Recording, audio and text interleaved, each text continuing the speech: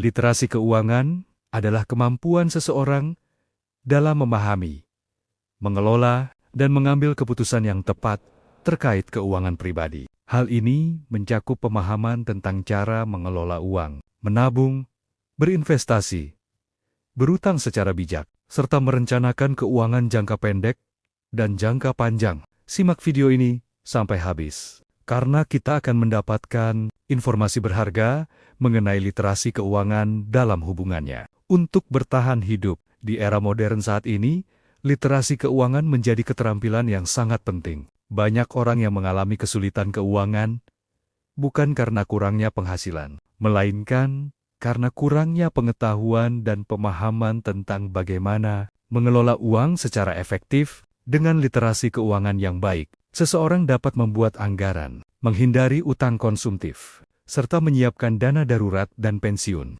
Literasi keuangan juga membantu individu untuk tidak mudah tertipu oleh tawaran investasi bodong atau skema cepat kaya yang merugikan. Selain itu, pemahaman yang baik mengenai produk keuangan seperti asuransi, kredit, dan investasi membuat seseorang mampu memilih produk yang sesuai dengan kebutuhannya. Pendidikan literasi keuangan sebaiknya dimulai sejak usia dini, agar masyarakat dapat tumbuh menjadi individu yang mandiri secara finansial dan mampu meraih kesejahteraan di masa depan. Pemerintah, sekolah, serta lembaga keuangan memiliki peran penting dalam meningkatkan kesadaran dan pemahaman masyarakat mengenai pentingnya literasi keuangan. Dilansir dari kumparan.com, dengan penulisnya, yaitu M. Abdul Rahman, sudah bukan menjadi rahasia umum lagi kalau sedari dini kita telah mendapatkan literasi keuangan dasar dari keluarga terdekat kita, ya, orang tua kita. Tentu saja, kita diajarkan untuk sering menabung. Bahkan sebelum kita memahami betul pentingnya fungsi dari memiliki uang itu sendiri, begitu telah dewasa dan memiliki penghasilan yang tetap, kita tetap disarankan untuk saving penghasilan minimum 10% SD, 30% dari nilai gaji untuk investasi atau untuk menyiapkan dana darurat. Yang justru ironisnya, terkadang penghasilan yang kita terima ternyata pas-pasan atau bahkan tak cukup untuk mendanai kebutuhan dasar, terutama bagi seseorang yang telah berkeluarga. Di media sosial, para influencer yang berkecimpung di dunia keuangan tidak henti-hentinya menyuarakan betapa pentingnya literasi keuangan di kalangan masyarakat, khususnya di Indonesia, dalam mempersiapkan kejadian ekonomi yang terus terang saja akhir-akhir ini cukup mengkhawatirkan. Gelombang PHK di mana-mana, efisiensi anggaran, dan kelihatannya situasi ekonomi saat ini lebih mengerikan dibandingkan dengan masa COVID-19. Bila saya pikir masak-masak belakangan ini, namun di balik semua euforia dan hegemoni kampanye tentang literasi keuangan, jujur saja, kita perlu bertanya di dalam benak kita semua, apakah benar semua orang bisa merdeka secara finansial hanya dengan manajemen keuangan pribadi? Bagaimana bila kita memperhatikan variabel lain yang justru akan mempengaruhi keadaan ekonomi seseorang, seperti situasi ekonomi yang sedang sulit misalnya? Lebih lanjut, bila saya mengamati lebih mendalam, pendekatan tentang bagaimana literasi keuangan dikampanyekan adalah menggunakan pendekatan yang terkesan subjektif dan individualistik, yang justru hanya berfokus tentang bagaimana cara mereka lebih cermat melakukan pengelolaan terhadap pendapatan. Literasi keuangan yang terjadi umumnya hanya mengatur bagaimana strategi agar dapat melakukan pengelolaan pendapatan secara efisien. Namun, mereka lupa bahwa tantangan tersulit adalah kondisi ekonomi yang tidak stabil. Bagaimana caranya masyarakat mampu mengatur kondisi ekonomi bila memperoleh penghasilan saja serba sulit? Lihat saja beberapa pemberitaan yang saat ini beredar. Berapa banyak masyarakat yang harus terkena dampak dari pemutusan hubungan kerja? Apakah lebih baik dan bijak kita mengkritisi pemerintah? Bagaimana caranya agar ekonomi Indonesia lebih stabil? Ironisnya, narasi tentang literasi keuangan terkadang banyak yang mengangkat isu pinggiran, yang seolah-olah masyarakat gagal dalam melakukan pengelolaan pendanaan atau penghasilan, sehingga secara finansial mereka akan terdampak secara langsung. Misalnya, terdapat isu tentang kiat sukses. Mengatur keuangan meskipun penghasilan berada di bawah UMR. Terlihat tidak masuk akal bukan? Jangankan untuk dapat berinvestasi, untuk memenuhi kebutuhan sehari-hari pun, masyarakat yang berada di golongan tersebut pun sangat sulit untuk bertahan.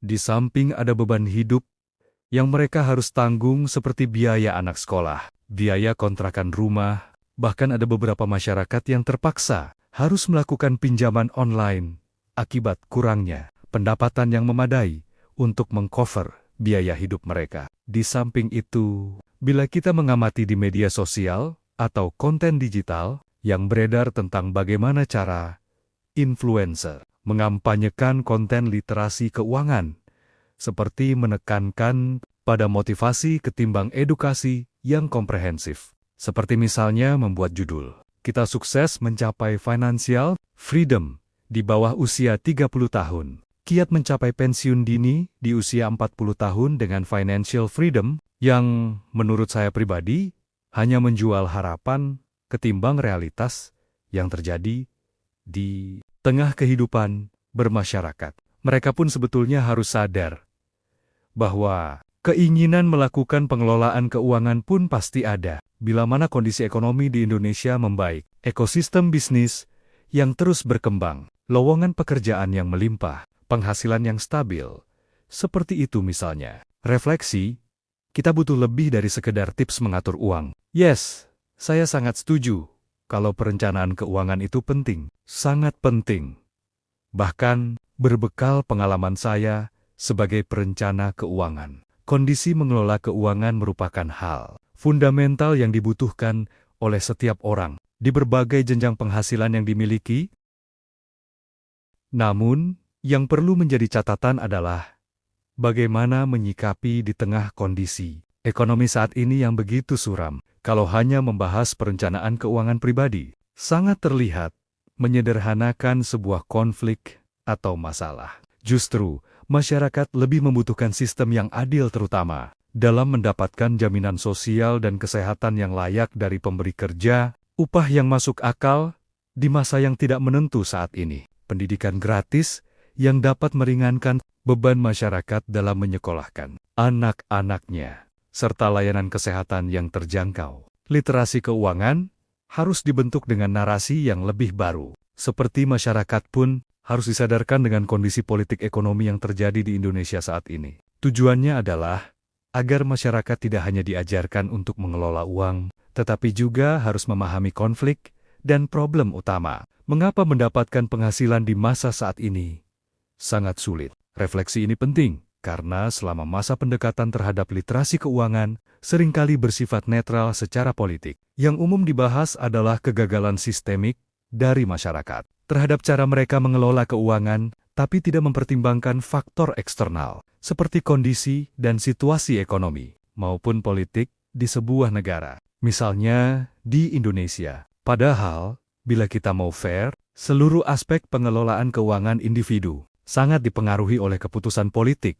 Negara yang sifatnya berbasis kebijakan publik, seperti misalnya penetapan UMR, kebijakan subsidi, pendidikan layanan kesehatan, dan kebijakan-kebijakan strategis lainnya. Hal ini yang harus menjadi tantangan khususnya bagi saya sebagai perencana keuangan untuk menggeser fokus dalam memberikan saran maupun edukasi tentang bagaimana literasi keuangan itu berjalan, yang tidak hanya membahas bagaimana melakukan pengelolaan, namun bagaimana sistem ekonomi di sebuah pemerintahan itu bekerja. Literasi keuangan itu harus bisa menjadi alat pembebasan, bukan menjadi bentuk alat penghakiman. Terakhir, kita harus melihat bagaimana perencanaan keuangan itu dipandangkan tidak sebagai bentuk tujuan akhir, tetapi sebagai sebuah tools untuk menciptakan kehidupan manusia lebih terjamin. Ini bukan tentang menjadi kaya atau meraih financial freedom dalam waktu yang singkat. Ini juga bukan tentang seberapa banyak harta yang dapat kita simpan dan kita wariskan kepada anak cucu kita. Ini tentang bagaimana pandangan kritis tentang sistem ekonomi yang mempengaruhi kehidupan finansial masyarakat. Ini bergantung kepada masyarakat untuk berani mengkritisi sistem-sistem yang sekiranya tidak mendukung kondisi ekonomi, masyarakat yang menjadi tujuan dan cita-cita bersama. Bagaimana menurut pendapat kamu? Kamu bisa tuliskan di kolom komentar di bawah ini. Teman, jika video ini bermanfaat dan tidak ingin ketinggalan hak inspiratif dan menarik lainnya, please subscribe, share, like. Terima kasih.